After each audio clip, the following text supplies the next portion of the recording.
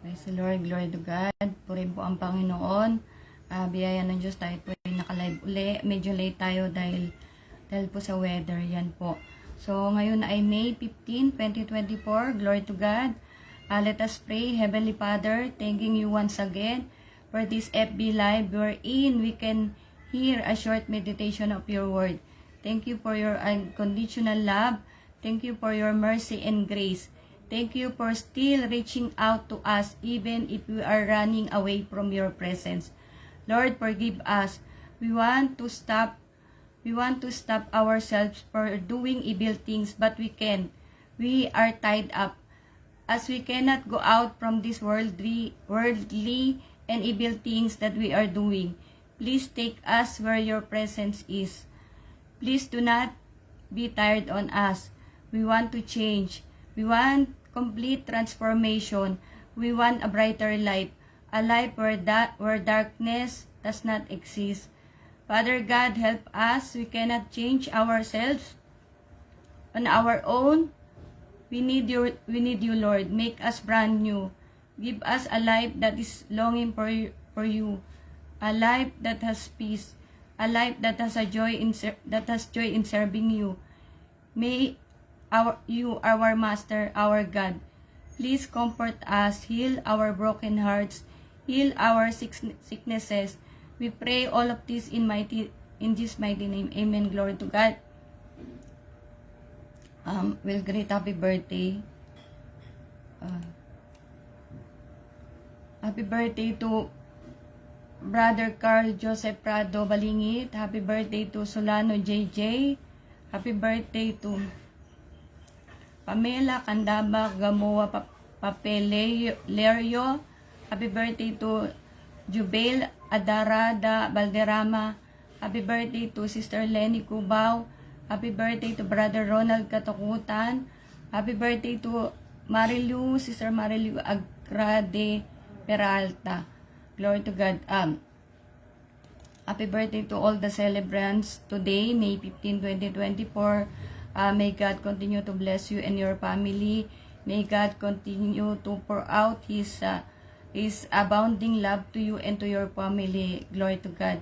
So, now we will proceed. This is just very short. It's just so happened that I start late because of the weather and I cannot see my laptop. And I have some problems in the internet also. So, I hope you bear with me. Understand. You are all invited on Humphrey Global Crusade 15 Sydney, Australia on May 26, 2024. And again, thank you everyone, to those people supporting me, watching, sharing my reels, videos, my FB live. Please do not skip the ads. God bless all of you. I really appreciate. And to all the one who's watching right now, thank you so much for all the support. Glory to God. This very short, like maybe less than 10 minutes. If you happen to follow my FB live, I mentioned before that there is one astrologer whom I paid once. That time I was not in PMCC Port Watch. 95% of her prediction was true and happening. Before I unsubscribed to her, she told me somebody will tell me a secret. I thought for a while, but after I ignore also, not knowing that my husband has a secret. Although I knew from before that there is another woman, he is always accusing me that I have another man. Madalas sinisindak pa nga ako. He even sent me one picture of my friend Kuya Jong and his wife, who happens to have some similarities with my face. They were together in a beach. But of course, that is not me, and that person already died. I forgot already her name. God gave my husband a chance to admit his secret, but God failed. I said that in my past FB live because I am the one who is trying to tell God maybe not true. But how God can lie? After so many years, Julian, my daughter, is now 18 years old. How many years we send money we have sent money for her, not knowing that money we sent was used by other people.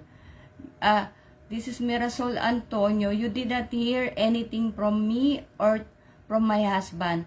But why God revealed what happened to our remittances? God did not want to shame you. God wants to stop you, Mirasol Antonio, from doing evil things, from sinning. My husband, he knows, never I asked if he has another woman. The money he was using and spending. Holy Spirit just pushed me to ask him. God knows I do not want to ask because I know he will only shout at me. And Mirasol Antonio has already blocked me, but I do not know if she also told my daughter Julian to block me, because I notice when I am sending message to my daughter Julian, it is not seen immediately. So when I check, she is not my friend anymore. So she blocked me already. If I will be the one to ask, I do not want to reveal all these things. But I told you all, I love God more than I love all of you. God is the one whom I trusted most. He is faithful to me. He never leave me.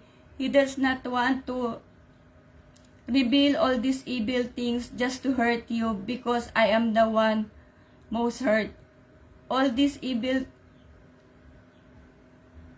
God is doing this so that you all will come back to God. We cannot live without God. Mirasol Antonio, please have mercy with your family, especially to Brian. He is always sick because of what you did wrong. Do not wait for more bad things to happen to your family because you do not want to surrender to God. Have mercy with Julian. You already destroyed her life. You already used her money for a long time until this time.